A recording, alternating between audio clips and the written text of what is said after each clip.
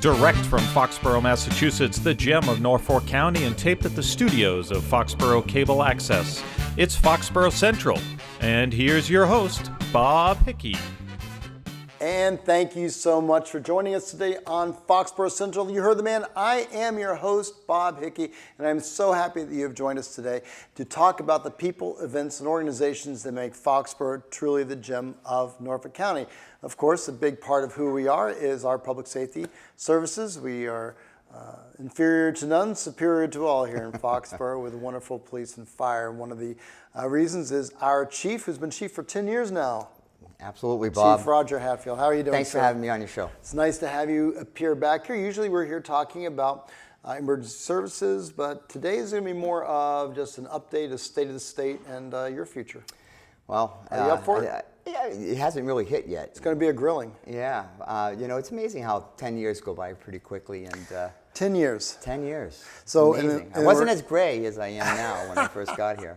So, and we're rolling up quickly upon your retirement. Now, is this a real retirement that you're doing, or are you just are you just messing for a new contract? No, it's the real McCoy. The real McCoy. Yeah, congratulations on making it through. Thanks. It's been a long, exciting career. I mean, September, it's amazing. I've completed 40 years in the fire service. Wow. And 10 of it's been with this great community here in Foxboro. So, but it is amazing how fast it went. I remember when you first came to our community and the vetting that went on and the number of applicants, and you clearly were a wonderful choice. And since you've been here, so many really positive, calming things have happened, but also growing into the new facility, right. And really, keeping up with and then exceeding standards. So let's just do a quick state of the state. What's going on with our fire department? Well, it's not about just me. It's about all of the wonderful people that work with Foxboro Fire Rescue. It's the personnel itself. It's the community, and it's everybody that supports us. But I mean, if you look back into 10 years, it is amazing the things that have been accomplished. We've gotten more staffing on the fire department that in studies that were done in 2006 said that we should be at. But we didn't do it fast and quick. We did it as the community was growing. And we were able to accomplish that through some hard work of our members, with that SAFER grant, where we were actually able to get, close to $800,000 for staffing of 4 new firefighters to bring us to 8. And then, I look at, just the hard work that the members have done with the community, the town manager's support, and getting ourselves so that we at least are being able to better protect our community. And then being creative, working with the CFO and the AdCom and those members to look at alternative funding sources and try to figure out different ways that we could accomplish the goals of better protecting our community without it being at the shoulders of our taxpayers. And so we've been very, very good at being creative in our financing, being able to look for alternative funding sources, and really hitting a home run lately with federal grants. I mean, if you look at just the last 18 months, we're coming up onto $1.8 million of federal grants that we've been able to receive for our community to provide better services for our residents and we'll never have to pay that money back. That's fantastic. So good work on that. And well, again, like I said, part of the role of the CEO of the company is to be on the lookout for these types of things, and that's part of what people don't appreciate the role the chief is it's more than just managing a schedule and making sure that the trucks are all working. There's all the pieces that you do with the community responses, with the participating in the community days and education, but also grants. Yeah. Thank you. I mean, my thing is to be able to mentor, to be able to engage the members to do more. And I'll bring you up a perfect example. In 2009, a young firefighter by the name of Andrew Patini, that's now Lieutenant Patini, he had asked me what was my thoughts about doing a Fire Explorer program. And I said, I think that's great. I think a lot of us have come from communities and fire departments that we've been able to groom our younger junior firefighters. Okay. And so the Fire Explorer program was one that he brought to my attention, and I said, yeah, absolutely, I support it fully. And if you look at what we've been able to accomplish, we're grooming our own young men and women in Foxboro. And since we've started that program in 2009, the first 3 that joined the Explorer program in 2009 are now full-time firefighters. No, really? Yeah. One of them is with us, Colin Sweeney. And then if you look at, I just hired 2 more of our own homegrown firefighters that came through the Fire Explorer program, and they're now working for us. It's Isn't that interesting? Joe Daytona and Jason Galanti, and that's exciting, because now what you're doing is you're having our members, our firefighters, our paramedics, working with our high school kids to really make them an outstanding member of our community and a member of our department. So that's one special project that I talk about. And clearly, there's, at least in my opinion, there's such an advantage of hiring from within, and I suppose that from a community standpoint, that's exactly what this is hiring from within, keeping the community feel, giving positions to our kids so they stay in the community and keep ours in Foxboro. So what a great initiative. It is, but it doesn't take away from everybody else that's worked so hard. These kids, these young men, these young women have to work hard. Mm-hmm. They have to accomplish a lot of things on their own, and if they do, and they succeed, they have great career opportunities here in Foxboro.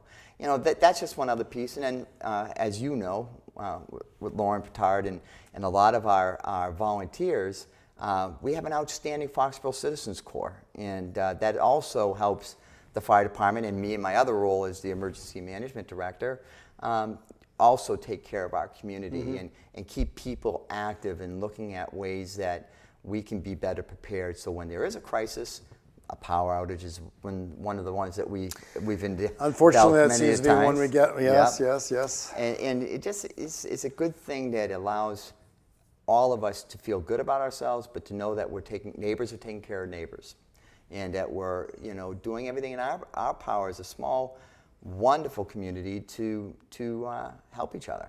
But, and I'll toss this back on you, it's through leadership that allows that to happen, because it's also a lot easier to not do any of that stuff. Yeah. And to just let the emergencies happen and deal with it as they pop up, instead of the forward planning, instead of trying to create a team approach and a community response. So, a lot of people get tired of hearing it, because it seems to be one of my big words is proactive. If you don't think proactively and you be more of a reactive type individual, you're going to have those problems where somebody might actually get hurt. And I've always made it a goal not to allow anybody to get hurt on my watch. And so, but it's not just me. It's really the environment that we have here. You talk about Foxboro being the jewel of Norfolk County, and I actually put that in my letter when I wrote to the town manager to let him know I was going to be retired, because it truly is. Mm-hmm. We are the jewel, and there's a lot. I came originally from a large city, and to be in a small little town, if you would ask me the first day what to expect, I would have never expected what I've learned in 10 years. This is a happening little community that has a lot of things going on. When you look at, everybody thinks Gillette is what Foxboro is. It's not Gillette. It's the people. It's the common. It's the Orpheum. It's everything that makes it such a special place, and it makes it home. Well, it's funny. The Marilyn Robbins Center is a fun thing, but it is a piece of the community, and I'm glad that we're able to, as a community, make that thing work. But there's so many other pieces, and I'm going to, again, toss this back. You were talking before, and I knew about this a little bit because I was talking with the members of the Board of Selectmen, but recently received grants to install generators. Yes, that's correct. You want to touch on that one for a second? Yeah, we've always been trying to figure out a way to help our seniors. We have 2 very large senior housing complexes that are always our priority focus when we lose power. And we've been trying to figure out a way to get either federal or state grants to put generators there so that we can house them and make them safe in their own environment. Mm-hmm. And so one thing is for us to be able to power up the whole entire complex, we need to have some very large generators. So we came up with what we felt was a really solid plan with the Housing Authority in getting the support and help from Senator Feeney and House of Representatives Dave Burrows, They work great together. I got to tell you that right now, and I'm very proud of them. But they were able to go out and get the state to give us the funding to get the generators for both of the rec centers at both of our senior housing complexes. Fantastic. So that's huge, because now we'll be able to house them in a comfortable area that they call home. That they're familiar with. And they're familiar with, and be able to really help them better in an environment that they feel comfortable in. So that's a good thing, and I can't thank our representatives for their continued support to the town of Foxboro, to the public safety officials, and Bill Keegan organizing that meeting. It was very important. We've been trying for a long time, and we finally got ourselves there. Well, and congratulations on that, by the way. Yeah. So it brings up a point that we have a lot of strong leadership in this community, and with your getting ready to move on to the next chapter of your life, how do you see that transitioning happen? Or maybe a fair question would be, what would you hope would be a positive transition? Well, that's a tricky one. But it's not that tricky. I would love to be able to say that I'm going to have 2 fire chiefs, but you can only have 1 chief. And one of the things that I was really, really pleased about is that I've always been a big believer that we as fire chiefs, we as officers, we as even senior firefighters, it's our responsibility to train and groom the future. Mm-hmm. And one of the things I say to everybody is make your people better than you.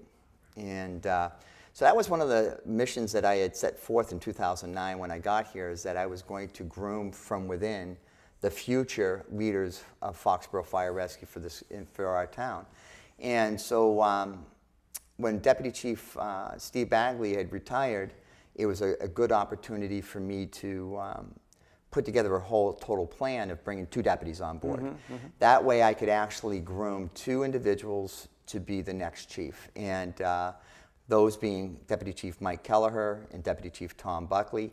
They've been outstanding, and for now close to 3 years, we've been getting them prepared, getting them ready. For those that kind of go to the budget hearings or AdCom, you probably have seen the last 3 years they did a little, and the last budget they actually presented the budget. They actually even built the budget, my oversight, but it was important that they really have a clear understanding of the budgetary responsibilities of whoever that next chief is going to be. On top of that, I've made them very much involved in all of our personnel issues, personnel grooming and doing development and doing professional development, and to be engaged in all of the things that I do. Mm-hmm. And I feel that they're both ready.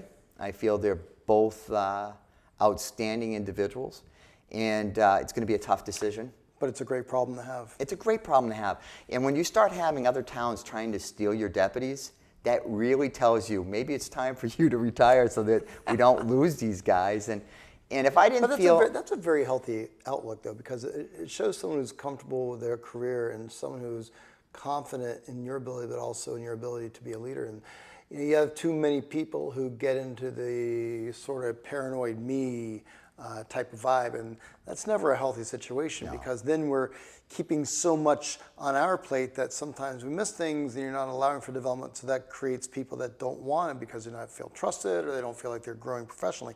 So clearly you've got it figured out. Yeah, because I've been through that in my life. I think we all have. Yeah, September I'll complete 40 years. And I've lived through... That's an amazing statistic, by the way. Very, very fortunate. It's been a great profession, a great career. But I've lived through leaders that were micromanagers and leaders that wouldn't let us young people, when we were in our careers, try to stretch our wings out. And I've had leaders that have allowed me to stretch my wings out. So I've always said, when I start to get into this position, that I want to make sure I use all the characteristics that made me who I am, but also allowed me to be who I am. And so I try to always remember that you don't need to micromanage. You need to let these people learn. They got to make mistakes. And you got to say, okay, it's okay to make mistakes, but it still lands on my shoulders. Controlled mistakes. Yeah. Yeah. And so they're ready. Yeah. And I'd hate to see all the hard work that we've been doing as a community be lost. And at the same token, I'm in a good space in my life. It's time to be a grandfather. I have 2 wonderful grandchildren, and we're always go, go, go, 24/7. And so I'm looking forward to that. 4 months from now, I'm going to be not going go, go, go, but maybe I will be chasing these kids and really just try to spend more family time. Sure. Well, congratulations on that as well, because it's all about family, and there not only has to be a healthy mix, but I can't wait to retirement, because then I'll be able to do all the things I really want to do. I'll probably be busier then than I am now, but I'm sure you'll be I the always same. say, what are you going to do when you grow up, right? So I don't know yet, but it's going to be a great challenge to just breathe a little bit and to look at the future. And of course, we're speaking with Chief Roger Hatfield of the Foxboro what do we call it? Fire Rescue. Fire and Rescue, Foxboro Fire and Rescue. Here as the man who has led us for the last 10 years as we get ready to go forward. We're not into retirement quite just yet. No, you still got me for 4 more months. Got a few more things going on. We have a special town meeting coming up, and I'm not terribly familiar with it myself. I'm out of the political spectrum, but there's a talk of a substation. So maybe you could do a little education with us and tell us what's coming up on the town meeting warrant relative to the fire department. Well, the first thing is it's not the substation. So thank God, because well, that's what I hear. So that's why I'm asking. So we have a warrant number 1, and that is for the new ladder truck. And as we were talking about getting more federal grants, Deputy Chief Kelleher, Lieutenant Bettini, along with us being able to give them the support with the records and the data, were able to get us a federal grant for pretty close to $810,000 for a new ladder truck. That's incredible. So that's great. Yeah. Those are expensive pieces. Well, they're $1 million. Yeah. And so we're replacing a 1994 vintage ladder truck. And so what we're trying to do, and I'm happy you brought up the substation, because I want to make it really clear to the community and to everybody, is that when you're looking at it, building a substation or enhancing your protection of your community, it's building blocks. Mm-hmm. And so we've been looking at it in the 4 building blocks of personnel, fire equipment, land, station. And so we've been fortunate with the SAFER grant to get the 4 members to increase our numbers. Mm-hmm. Now we've got a grant to help us with a ladder truck that what we're going to be proposing to the town is we're going to enhance our capabilities and put a pump on this ladder truck to make it, like we call it, a quint. And that quint makes it so it's diversified. It can be either a fire engine or it can be a ladder truck, but it gives us more diversity as a community. And then, we've got this great support from our representatives. Representative Jay Barrows and Senator Feeney have been able to work to get us some land swapping with the state so that we're not having to spend money to buy land. And of course, we're talking land. We're talking about, I believe it's on the intersection of Commercial and Walnut. Is that what we're talking about? It's on 140. Okay. The piece is next to the Shell station. And again, when we were looking at different parcels, we always have to look at what's on this side of the pond. Yes, it's on this side of the pond, and it's kind of covering that southern, 106, 140, South Street corridor in that area. Now again, we're not talking substation. We're talking about land. We're talking about land. All right, that's good to know. Yeah, and the other thing is a lot of people are correct. We have also an issue of response times on East Foxboro. Now again, we don't have the growth that we've been having over on the 140 south side, but we still had the same concerns. Mm-hmm. Now, one thing that I see helping us in the future is that Mansfield has moved their new public safety complex in Mansfield very close to the east part of Foxboro. So that's going to give us some assistance, as we all are dependent on each other in mutual aid. But this land will always give the town the opportunity, when the time is right, and that's the magic word, when the time is right, to build the substation to help us make sure that we're protecting our whole entire community with a quick response time. When you start looking at 9 and 12-minute response time, you have to be concerned about that. And I noticed that right away, and I've been telling the town since 2010 that someday we're going to need to have to address that, because those response times are not suitable. Okay. And I guess from a land standpoint, we talked about 2006 with the study that was done. Part of that also was that there was a need for land up in Route 1. And we have that parcel of land, but it's not been developed yet. So again, this warrant article is simply... This is just for the ladder land truck. swap. Oh, the ladder truck. Yeah, the ladder truck. We did the warrant article at the last annual town meeting. And all that did is gave the Board of Selectmen the authority to work with, to negotiate and to work with this with the state. It's a swap with the state, right? It's just two parcels that are being moved back. I love House of Representative Jay Barrow's statement. It's swapping dirt for dirt, and it, you know, great way of looking for it. And it is. It's an absolutely perfect way to look at it. We're working with the Conservation Commission to determine exactly what is the best land that would be beneficial to the state, beneficial for us, and to do the swap. Okay. But at least that warrant article that was passed at the annual town meeting gave the Board of Selectmen the opportunity to negotiate with the state on that. And they're still working on it. And they're still working on it, but with positive results have been happening. We got governor support. You know, like I said, both you know, Jay Barrows and Paul Feeney have been doing an outstanding job on our behalf, and I can't thank both of them enough for that. Terrific. So the ladder truck, we're going to be... Ladder truck is going to be on this special warrant article. And so are we being asked to approve the receipt of the grant? Yep. Is that what we're doing? It's a twofold. It's A, to accept the grant. Mm-hmm. 95% of the monies for the ladder truck are coming from the grant. We have to still pay 5%. 95% from the federal grant. Yeah. So we have to pay maybe 5% $50,000 for a truck. Well, it's a little bit more than that. A little bit more. It's because we have to put all the equipment on it. Right. So we got 810 from That's amazing. From the federal government. That's great. And we'll probably end up putting about 295 into the truck to make sure it's outfitted the right way. That's outstanding. It is. I'm very excited. That's again, great. you know, it's not me. It's my people, and they are just, you know, I said to them when we wrote up our objectives, we were always going to look for alternative funding sources.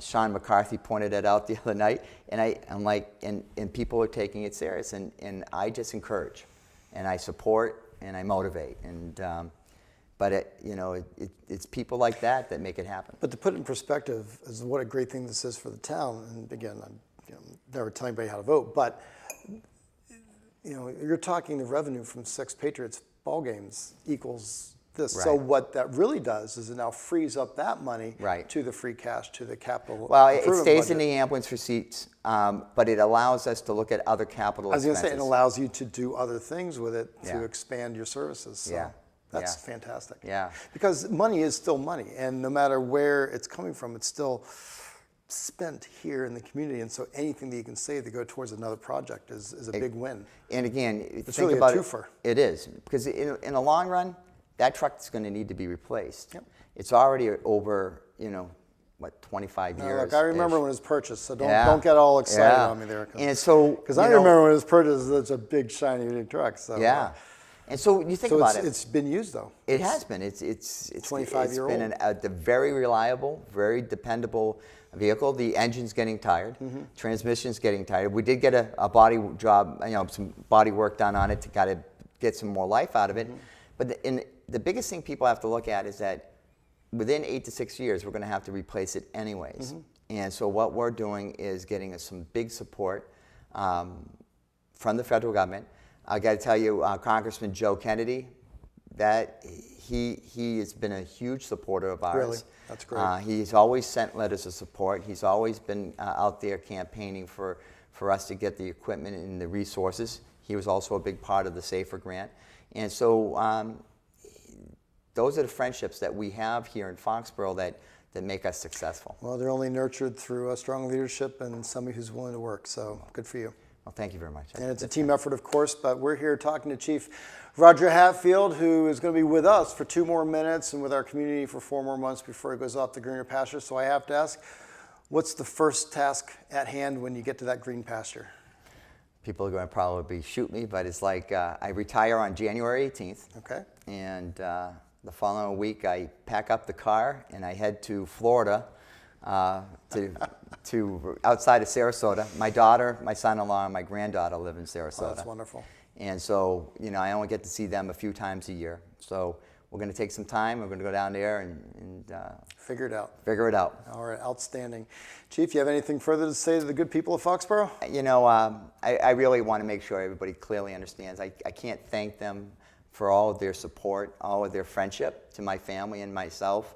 I'm honored and humbled that I've been your fire chief for 10 years, and you guys will always have a spot in my heart, and you'll always be there. Well, Chief, you've been a great friend and also a great leader, and we can't thank you enough for all the work you've done and the services you've provided to us here in our humble little town. So thank you so much. Thank you. Chief Hatfield, part of what makes Foxboro truly the gem of Norfolk County. And we here at Foxboro Cable Access are so happy that you took the time to join us. I want to thank my friends who support us, support everything that we do. Behind the cameras, Betty Travers and Deb Storrs.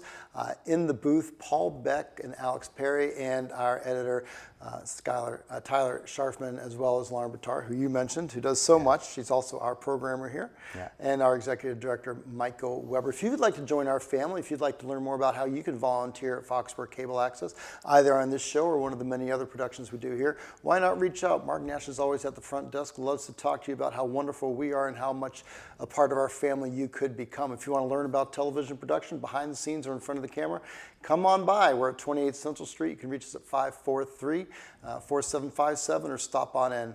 Until then, we hope to see you, Foxboro, at one of our events, or we hope you see us here on Foxboro Central. Take care, everybody.